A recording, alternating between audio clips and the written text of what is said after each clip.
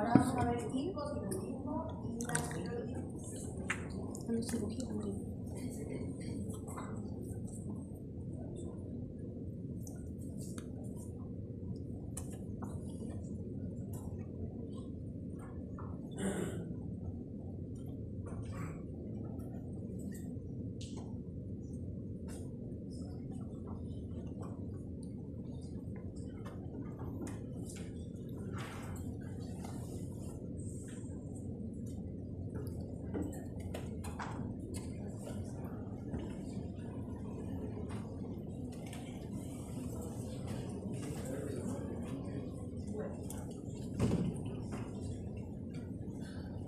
Entonces,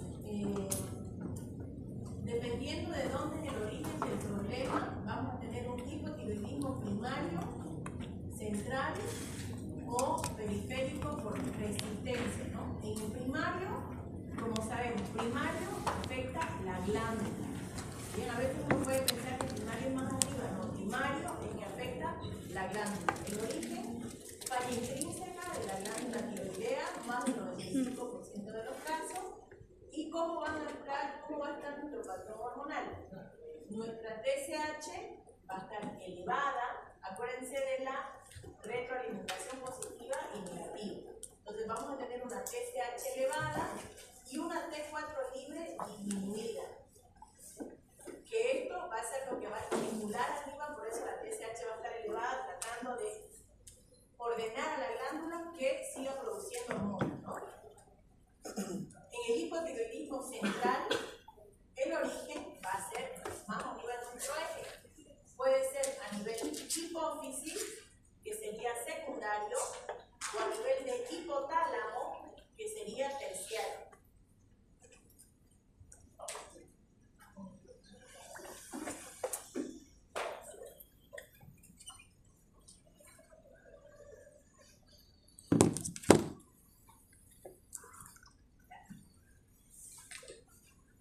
Ahora, en el central, entonces, hipófisis, secundario, hipotálamo, terciario.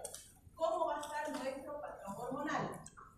Estamos hablando de que va a ser el problema a nivel de hipófisis y hipotálamo, por lo tanto nuestra TSH va a estar baja, inapropiadamente normal o ligeramente elevada, pero sin función, inactiva. Y nuestra T4 libre también disminuida. Bien, o sea, ambos van a estar disminuidos. Requiere descartar también insuficiencia renal concomitante. ¿Por qué? Porque hay síndromes endocrinos que pueden afectar más de una glándula. Bien, entonces por eso es importante, ante un hipotiroidismo central, investigar el resto de las glándulas. En el periférico, o cuando hay resistencia a la hormona, ¿cuál va a ser el origen? Inactivación tisular periférica o mutación en los receptores. Bien, ¿cómo va a estar nuestro patrón hormonal? Nuestra TSH normal o elevada y la T4 y T3 libre elevada. ¿Por qué? Porque el problema va a ser una resistencia, no una falta de hormonas, sino una resistencia a la misma. Por eso es que estas patrones van a estar elevadas, tratando de digamos así, actuar, pero el problema va a ser a nivel de los receptores, ¿no? Bien, en general, el hipotiroidismo afecta de 4.6 a 9.5% de la población, más frecuente en mujeres que en varones, en una relación de 8 a 10 a 1, mayor riesgo mayores de 60 años, causa principal a nivel mundial, déficit de yodo, sobre todo en las áreas endémicas, y también la tiroiditis autoinmune que vamos a ver más adelante, la tiroiditis Hashimoto, ¿no? La más frecuente. Ahora, etiología en el hipotiroidismo primario, donde el origen está en la glándula. Puede ser autoinmune, que tenemos la tiroiditis de Hashimoto, o la tiroiditis atrófica, que el problema va a ser, como dice acá, autoinmune, o sea, destrucción mediada por anticuerpos, que tenemos los anti-TPO, anti-TG, que esto van a ser parte de nuestras pruebas diagnósticas que vamos a pedir a nivel de laboratorio, y también por linfocitos T D8.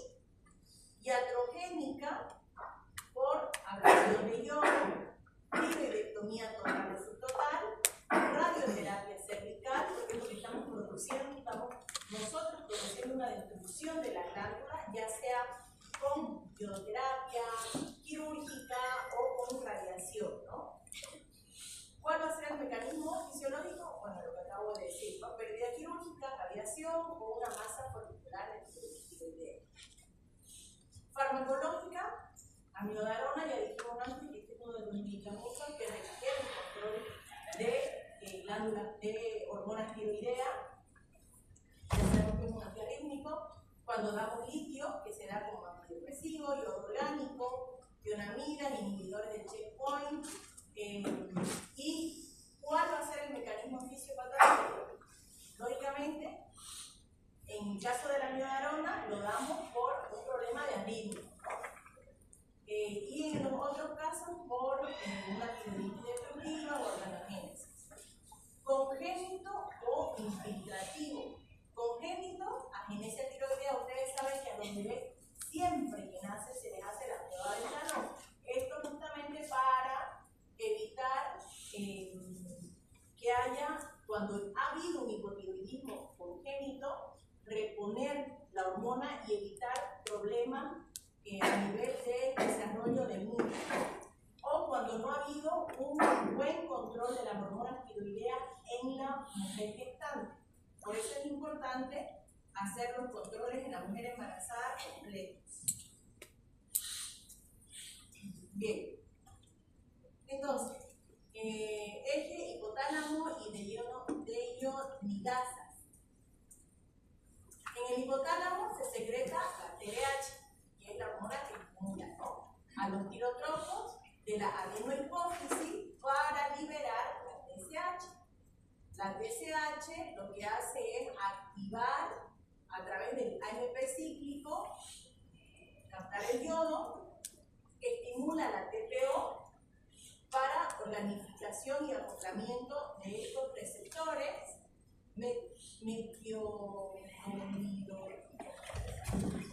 y además también busca sintetizar la T4 y la T3. ¿Bien?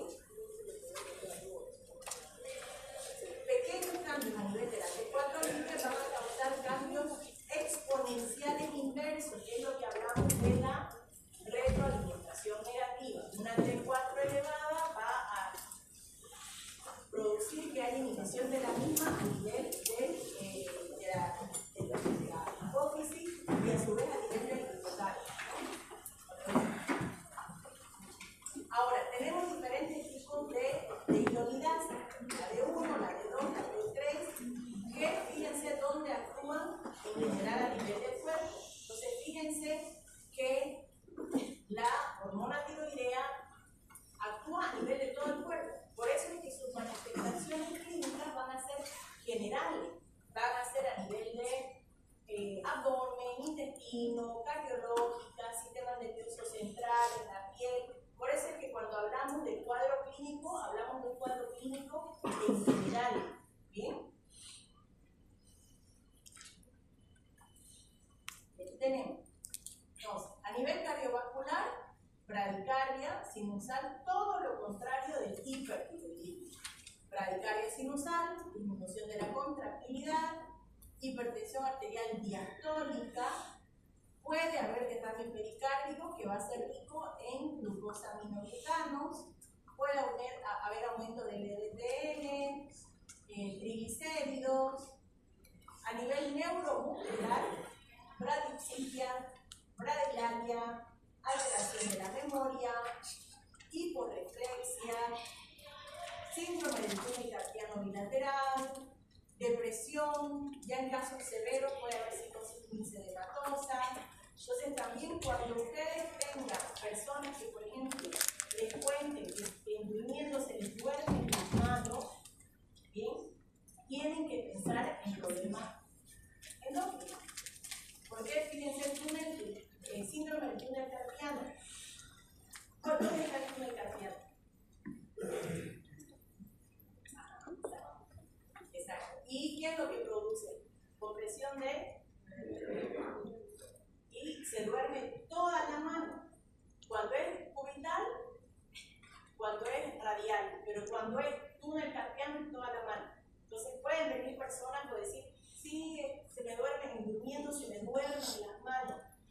no una parte, sino toda la mano, hay que investigar problemas tiroideos.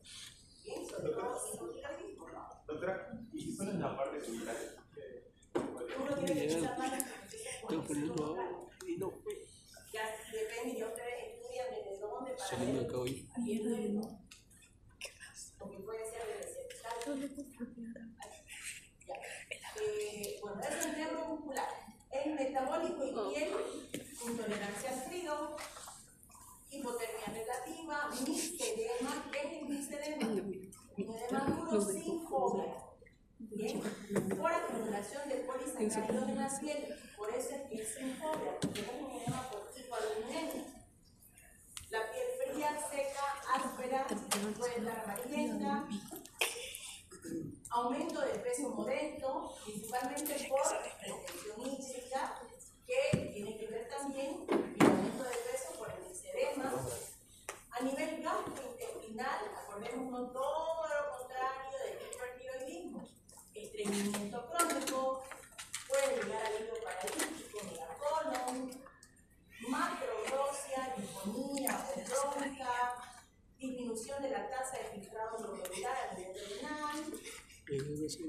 Puede haber hiperprolactinemia, porque la TDAH estimula la prolactina.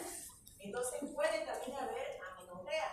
Entonces por eso es que se tiene que investigar todo el eje de todas las hormonas cuando hay alteración de una de ellas, porque todas están conectadas. Existe una escala, siempre yo les he dicho, la medicina no es matemática, pero para que nosotros tengamos un buen control de nuestro tratamiento, tanto para seguimiento y pronóstico, tenemos escalas que convierten lo subjetivo en objetivo. Entonces, fíjense, esta escala que depende de los síntomas que la persona tenga, nos va a dar un puntaje. Y según este puntaje vamos a tener un hipotiroidismo francamente probable, dudoso o un hipotiroidismo subclínico, que se llama. Durante unidad pedagógica demuestra el peso y diagnóstico crítico del reflejo Achilles. ¿Qué quiere decir? Cuando dijimos uno de los síntomas era hiporreflexia. ¿Saben cómo se mide, cómo se evalúa el reflejo aquileo?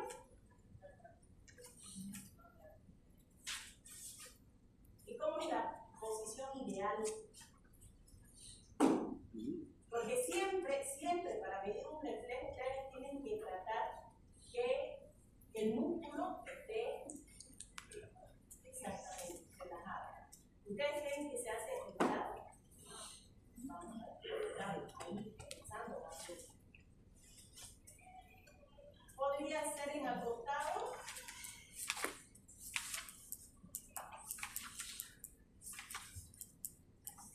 Ninguno tiene un martillo.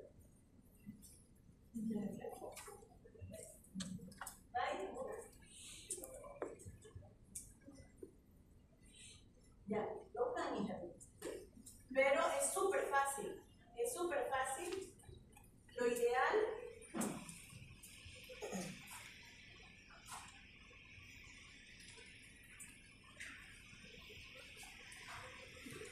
es que ustedes pongan a la persona así.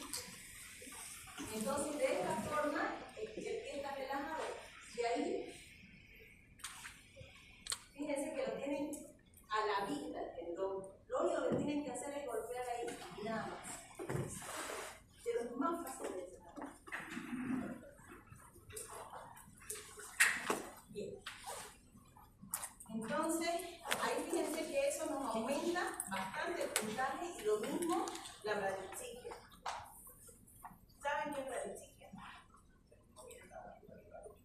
Muy lento, respuesta lenta, así más o menos. Le voy a compartir haciendo esta medicación antes del examen. Mentira. Ya, ahora, ¿cómo hacemos el diagnóstico? Tenemos esta tabla que nos puede decir si es francamente sospechoso o hay que confirmar con laboratorio. Entonces, ¿qué laboratorio pedimos? Lógicamente vamos a pedir una TSH, porque estamos evaluando todo el eje.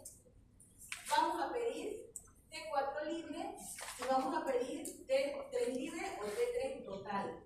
Ahora, a veces es suficiente pedir solamente una TSH y una T4 libre, porque la T3, de rutina no se recomienda, ¿bien? Porque aquí dice, puede permanecer normal por compensación enzimática de la T2 hasta etapas terminales. En cambio, la T4 tiene mucha menor sensibilidad, ¿no? Ahora dice, en pacientes hospitalizados graves, descartar síndrome eutiroideo enfermo con baja T3, T4 normal o baja, TSH normal, sin patología tiroidea intrínseca. Sobre todo en los tomos miseratosos, ¿no? Ahora, ¿cómo vamos a hacer entonces para saber diferenciar si es un primario? Resumen, nuestra TSH elevada y T4 libre baja, es el hipotiroidismo primario. Nuestra TSH elevada y nuestra T4 libre, hipotiroidismo subclínico, que igual requiere tratamiento. Y una TSH baja o normal con una T4 baja, hipotiroidismo central, porque el problema no es a nivel de la glándula.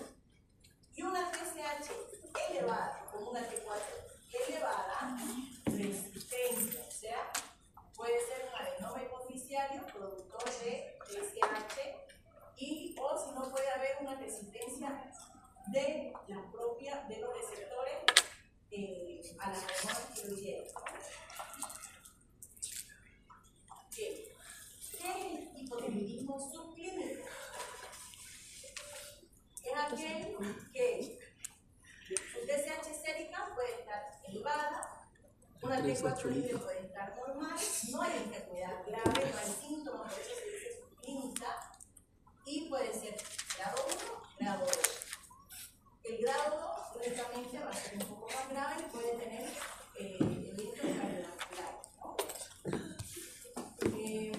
El tratamiento va a ser reposición de la hormona.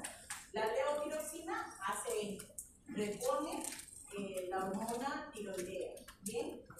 Y lógicamente tenemos que hacer nuestro seguimiento con la TSH y con la T4. Dependiendo de nuestro valor de la TSH, entonces vamos a tener también las dosis y lógicamente tenemos que tener control en pacientes embarazadas, pacientes que tengan anticuerpos, porque es algo autoinmune.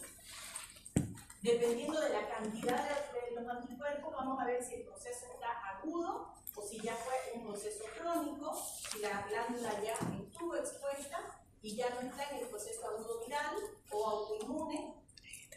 Si es que hay clara sintomatología de hipotiroidismo, si hay factores de riesgo cardiovasculares, si tenemos dislipemia, lógicamente también vamos a asociar tratamiento para eso. Y tener también cuidado en los pacientes que son añosos. Ahí no se repone completamente la dosis kilopesos que se debería hacer como en un joven. ¿Bien? ¿Por qué? Porque sabemos que los pacientes mayores, su filtración glomerular es menor que la de los pacientes mejor. Bien. Cuando hablamos de autoanticuerpos, tenemos los anticuerpos tiroperoxidasa, los anticuerpos tiroglobulina y los anti-TSH, antireceptores TSH. En la enfermedad de Hashimoto, fíjense que los dos están positivos, nuestro anti-TPO y nuestro anti-TG, ambos, más el anti-TPO. ¿Bien? ¿Qué quiere decir? Cuando esto está muy elevado, autoinmunidad activa. Y como les digo, se hace controles periódicos para predecir la progresión, si ya está saliendo del cuadro autoinmune o si está en un fallo permanente. Bien, para poder dar tratamiento y tratar de revertir el cuadro. El anti-TG es menos específico, el anti autoinmune o mixedema primario autoinmune. Eso en cuanto a laboratorios. Ecografía. Vamos a ver, generalmente en la enfermedad de Hashimoto se ve una glándula aumentada de tamaño de manera difusa, hipoecogénica. Puede haber ectocefalofibrosis, un patrón en panel de abejas, y a nivel del Doppler color, la vascularización puede estar normal o disminuida, totalmente diferente a lo que habíamos hablado del hipotiroidismo. ¿Por qué? Porque más bien nuestra glándula está hipofuncionando. El coma mixedematoso es una emergencia endocrinológica. Representa la descompensación máxima del hipotiroidismo no tratado o mal sustituido, con una mortalidad del 30 al 50%. O sea, esto equivale como a la crisis tirotoxicótica del hipertiroidismo. En el caso del hipo, es el coma mixedematoso. ¿Cuáles van a ser nuestros desencadenantes principales? Exposición al frío, más común en los ancianos, infecciones agudas, porque exacerban únicamente los problemas que no están adecuadamente tratados, los fármacos, dependiendo qué tipo de fármacos nosotros vemos, eventos cardiovasculares, infarto, ACV, insuficiencia cardíaca descompensada, traumatismo, cirugías que no se hayan hecho control adecuado de la hormona tiroidea. ¿Y cuál va a ser la clásica presentación del coma mixedematoso? Deterioro del estado de conciencia, hipotermia severa y lógicamente un efecto desencadenante de lo que hemos mencionado anteriormente, ¿no? Vamos a tener alteraciones respiratorias que pueden llegar a la intubación del paciente. A nivel cardiovascular, bradicardía severa, que puede llegar a ser un paro o un choque cardiogénico. Y a nivel metabólico, hiponatremia severa, con hipoglicemia, ¿no? Acá igual, fíjense que tenemos puntajes para hacer nuestro examen físico y nuestra escala pronóstica para ver cómo va yendo el tratamiento. Las escalas no entran en el examen, pero es para que ustedes sepan que existen, ¿no? Y además que en algún momento las pueden llegar a utilizar porque lo bueno es que ahorita con el celular todo se puede hacer. Hay calculadora para todo. No necesitan Pero no puede que se le caiga o pase algo. Tengo que tirar eso. Y ahí colocan los números que les sale directamente. Bueno, entonces, vamos al tratamiento. En el hipotiroidismo primario, en la glándula, lógicamente tenemos que sustituir la hormona. Vamos a dar levotiroxina. Esto se da vía oral. Generalmente, se da en ayunas, en la mañanita, por lo menos media hora antes del desayuno, y después recién uno puede comer, ¿bien? Para que pueda haber una buena absorción y hacer efecto. O si no, como dice aquí, 4 horas después de la cena, tiene que estar el estómago vacío. ¿Cómo vamos a hacer nuestros controles? Con nuestras hormonas, TSH y nuestra T4. Y depende de eso, vamos a ajustar la dosis si aumentamos o disminuimos, ¿no? Situaciones especiales, pacientes cardiópatas, en ancianos, en embarazo, fíjense que tenemos que tener cuidado.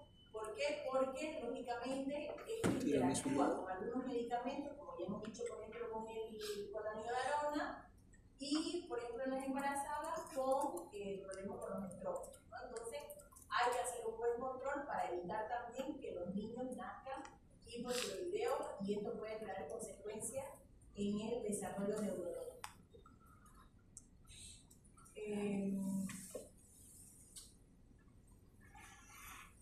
En el coma mixedematoso hemos dicho que es una emergencia, entonces por lo tanto tenemos que actuar rápidamente. El paciente a veces requiere ingreso a terapia, estamos hablando de que puede haber un paro o coma, por lo tanto tenemos que dar también, si hay medicación endovenosa, la levotiroxina o la iotironina, darla en carga y luego de una dosis de mantenimiento.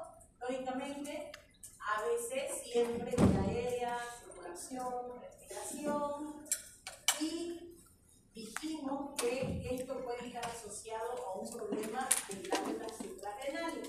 Por lo tanto, antes de hacer el tratamiento, tenemos que dar corticoides para prevenir una crisis adrenal.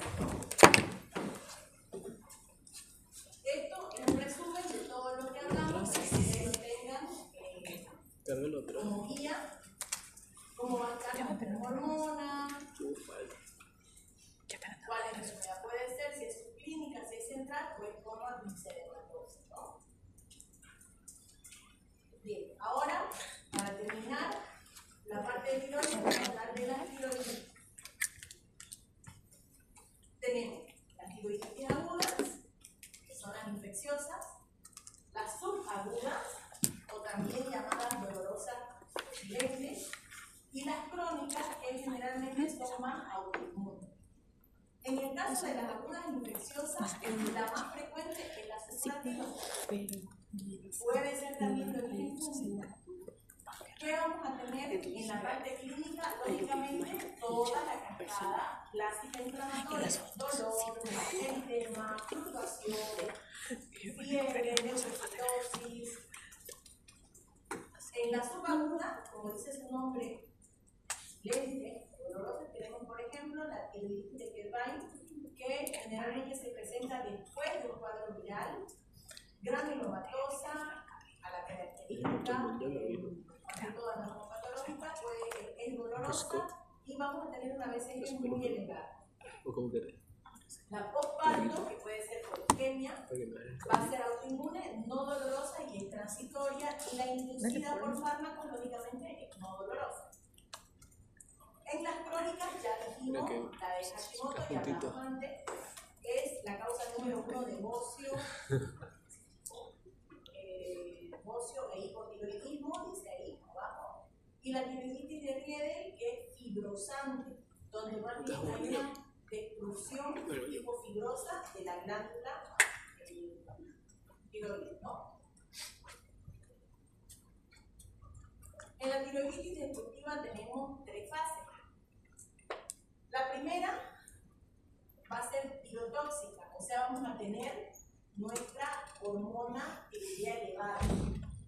Luego viene la fase hipotiroidea y después viene la fase ya eutiroidea. Entonces, dependiendo en la fase donde nosotros la encontremos, vamos a tener la hormona alterada. ¿Bien?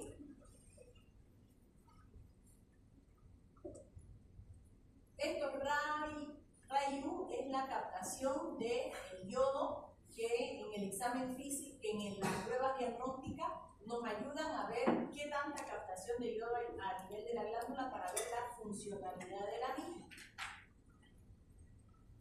La de Hashimoto ya hablamos un poco en el anterior tema, pero como estamos hablando de que es un proceso autoinmune, fíjense, no solamente tenemos nuestros anticuerpos, anti-TPO y anti-TG elevado, sino que también podemos tener relación con el HLA de L3, L5, CTL4. Ya si nos vamos al nivel de la glándula, de la histopatología, va a haber un infiltrado linfocitario, tenemos este tipo de células, pero esto no lo vamos a tratar. Ya dijimos la presentación clásica, que es el bocio difuso, indoloro, consistencia firme, móvil, superficie lobulada. Puede haber una variante atrófica cuando ya nuestra glándula se atrofió completamente, y puede haber una hashimotoxicosis, que dijimos que en la tiroiditis puede haber una fase tirotoxicósica. Una fase hipertiroidea podemos encontrarla así, pero es lo menos común en Hashimoto, ¿no?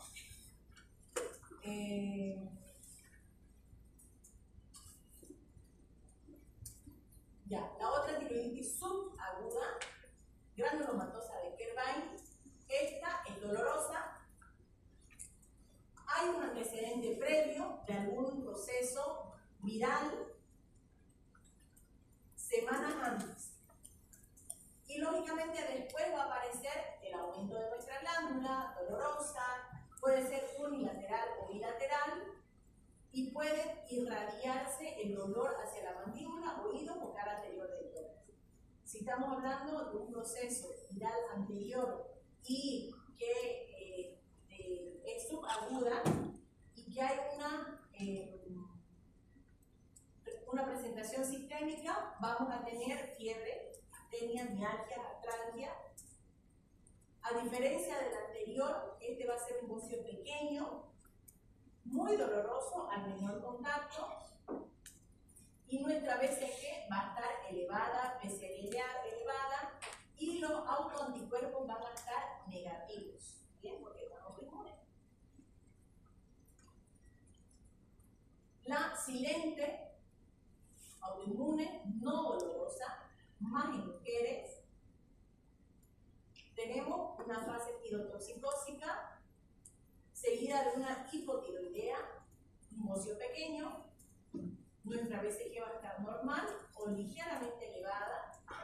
Estamos hablando de autoinmune, por lo tanto nuestros anticuerpos van a estar positivos, una captación abolida y hay resolución espontánea de 2 a 6 meses. O sea que el tratamiento va a ser transitorio, ¿no? En la tiroiditis postparto puede ocurrir en el primer año después del parto, por el último postparto. Tenemos anticuerpos positivos en el primer trimestre del embarazo como factor de riesgo. Bien, cuando nosotros hacemos un control en la embarazada, por lo tanto, eso nos da una alerta para hacer el seguimiento hasta después del año con parto. Entonces, secuencia típica, tirotoxicosis, hipotiroidismo y recuperación. Bien, aunque hay un alto porcentaje de que pueda quedar con hipotiroidismo. En la aguda, en la subcurativa, dijimos que es por proceso bacteriano.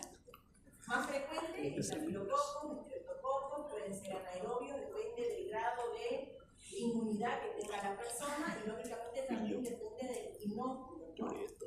Nuestro cuadro clínico, dolor, eritema, toda la cascada inflamatoria, fluctuación, fiebre, calofrío, adenopatías cervicales, lógicamente reactivas al proceso infeccioso de la glándula. En la ecografía vamos a tener una colección que se va a ver en la glándula, o sea, un absceso. La función puede estar eutiroidea, porque es más un proceso infeccioso, más que de función de la glándula. Y lógicamente tenemos que hacer una función diagnóstica para hacer un cultivo. Y depende de eso, iniciar. Siempre nuestro antibiótico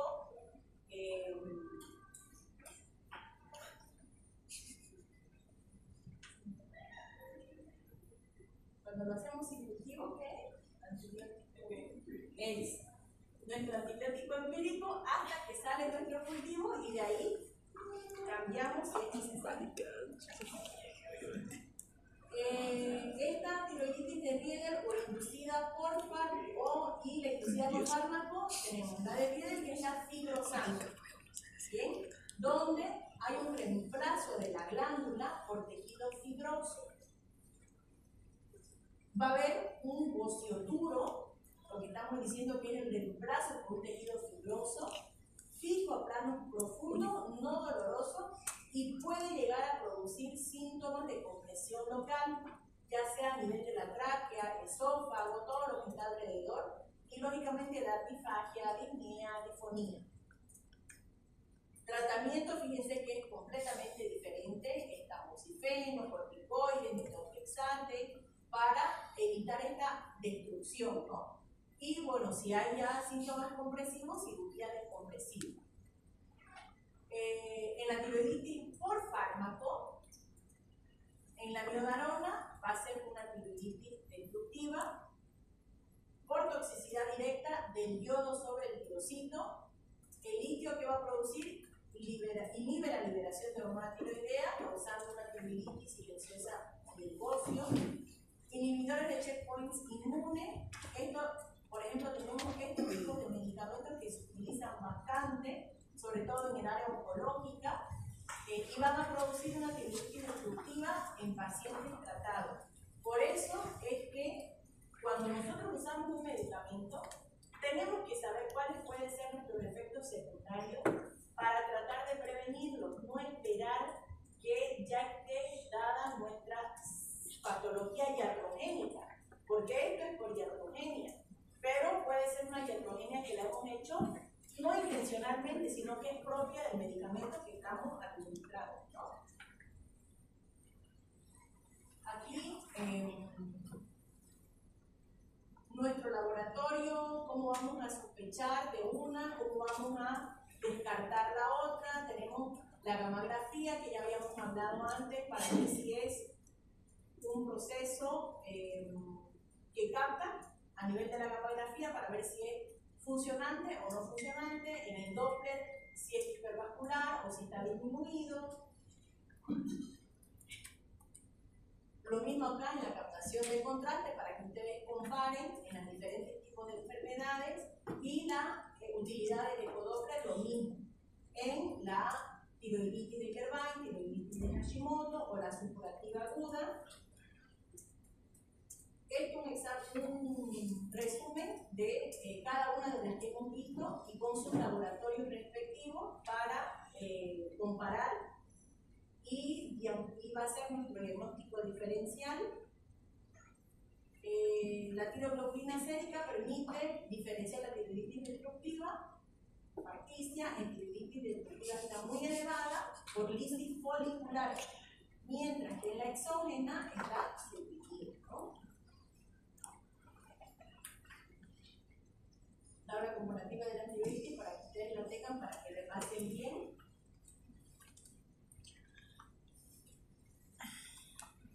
Ahora el tratamiento.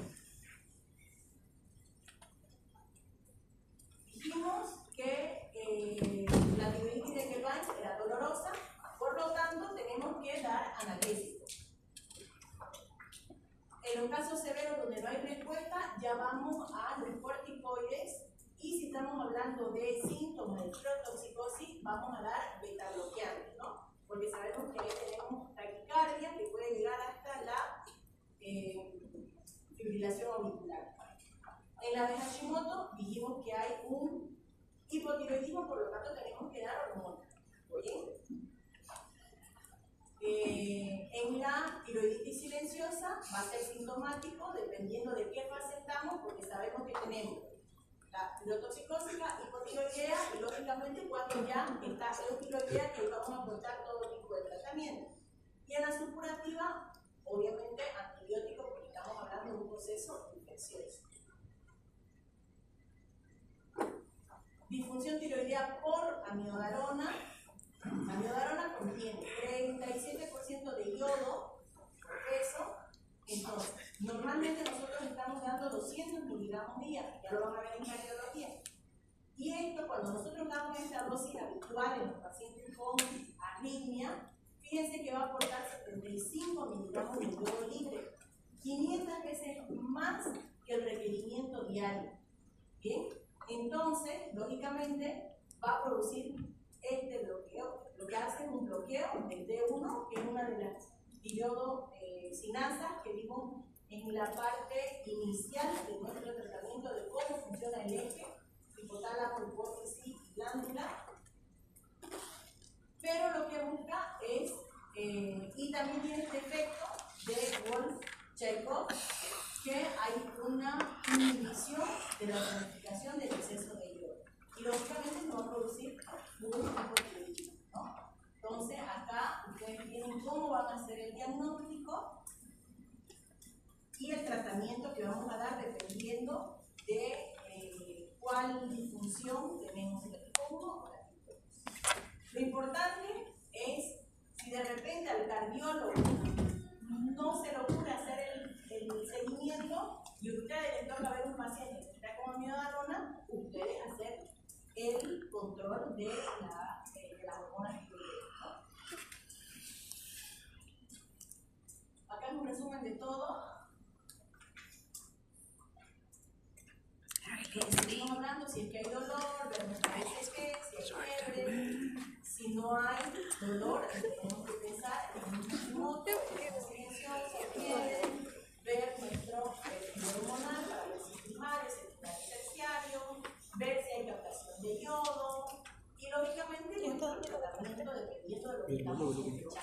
Bonito. Bien, ahora, vamos al caso. A ver, mujer de 68 años, traída al servicio de urgencia en época invernal. Por su familia, por somnolencia progresiva, desorientación de 48 horas de evolución.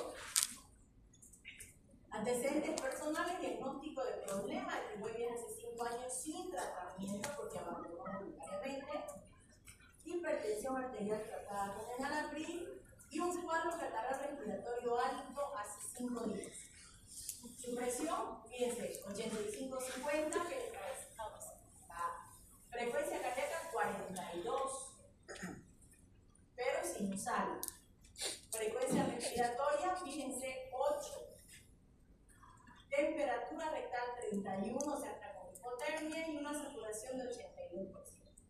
Neurológicamente, tumorosa, responde solamente a estímulos nociceptivos con tejido incomprensible, reflejo conjuntinoso, con fase de ejecución extremadamente lenta,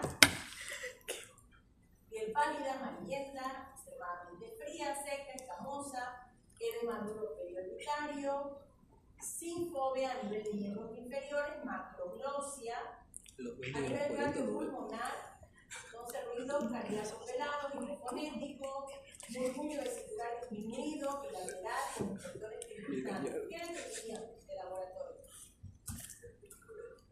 ¿Ya? ¿Quieren levante la mano lo que dice el hipotiroidismo? ¿Quién dice eso? Una clase. Bien, entonces, acuérdense que dijimos una cosa es hipotiroidismo y otra, fíjense, hipotensión, hipotermia, bradicardia, hipoventilación, o sea, ya es más que un hipotiroidismo. Exactamente. Fíjense, bueno, todavía no hemos avanzado a la geometría, pero la vamos a avanzar después del examen. Un pH de 7,22, PCO2 de 62, o sea, está elevado, nuestro PO2 en 52 está disminuido, nuestro bicarbonato disminuido está con una acidosis mixta. Tenemos hiponatremia, hipoglucemia y nuestra creatinina alterada. Ahora, fíjense, nuestra TSH está más de 100 y la T4 libre indetectable. Entonces estamos ante un coma ulcerematoso. Lógicamente, intubación, corticoides, levotiroxina, calentar a la paciente porque estaba hipotérmica, antibiótico empírico, restricción líquida, ¿no? Bien, ahora vamos al caso 2. Mujer de 36 años, previamente sana, acude a la consulta externa de medicina interna por dolor severo en la región anterior del cuello con 10 días de evolución. Cuadro clínico, ¿cómo empezó? De forma insidiosa en el lado izquierdo del cuello, se irradia hacia el ángulo mandibular y oídos bilateralmente, empeora con la deglución y a los movimientos cefálicos, además refiere palpitaciones, temblor fino, insomnio, diaforesis, pérdida de peso, antecedentes de una infección respiratoria hace 3 semanas. Presión arterial 135/80, frecuencia cardíaca 112, temperatura 37,9 y una frecuencia respiratoria de 18. Palpación de la glándula tiroidea asimétrica aumentada de tamaño, moderadamente, consistencia firme, extremadamente sensible y dolorosa. No se palpan adenopatías. Piel caliente, húmeda, temblor fino distal, hiperreflexia simétrica y no tiene exoftálmos. ¿Qué piensan? ¿Qué tipo de tiroidismo? De Kirvain, que era la dolorosa. ¿Y en qué fase? Dijimos que la tiroiditis tenía 3 fases.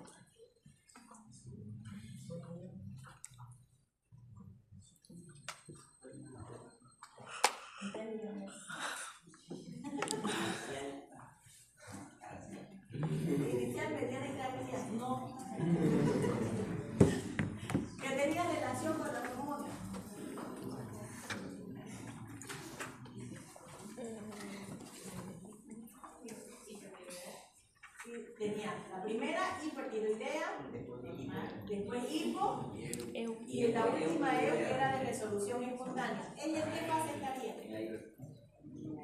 A ver.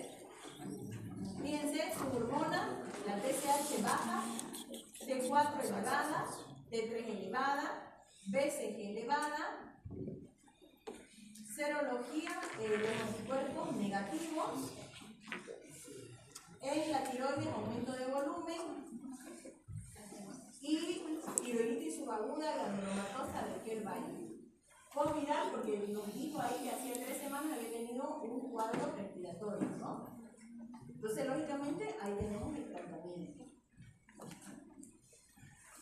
¿Por qué no dar hormona? Porque es una fase que se va a ir autolimitando, ¿no?